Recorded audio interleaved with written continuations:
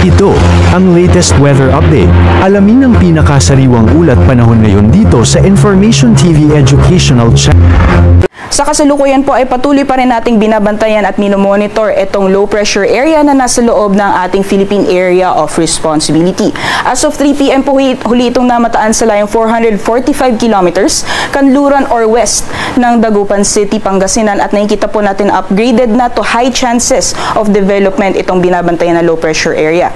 Ibig sabihin po nun, maaaring sa susunod na 24 oras or 24 hours ay maaaring maging isang ganap na bagyo na itong binabantayan na low pressure area. At kung mapapansin po natin dito sa ating latest satellite animation, yung sentro nitong LPA ay halos nasa may boundary po ng ating PAR. Ibig sabihin po, dalawa yung posible maging sitwasyon. Maaaring mabuo po siya dito sa loob ng PAR bago po tuluyang lumabas ng boundary, or lalabas po muna siya ng boundary bago po tuluyan maging isang ganap na bagyo.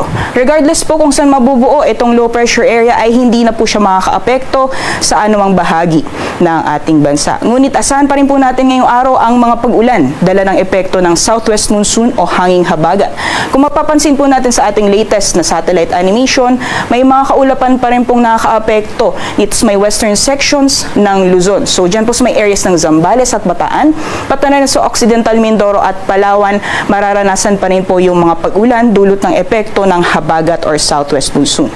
For the rest of the country naman po, for the rest of Luzon, sa Visayas at Mindanao, ngayong gabi po mataas yung tsansa ng mga thunderstorms, mga biglaang pag-ulan, pero pagdating po sa umaga, unti-unti na pong mababawasan yung mga pag-ulan or aaliwalas na ulit ang panahon. Regardless, ay patuloy pa rin po tayong mag-monitor ng mga thunderstorm advisory na nilalabas po ng Pag-asa Regional Services Division.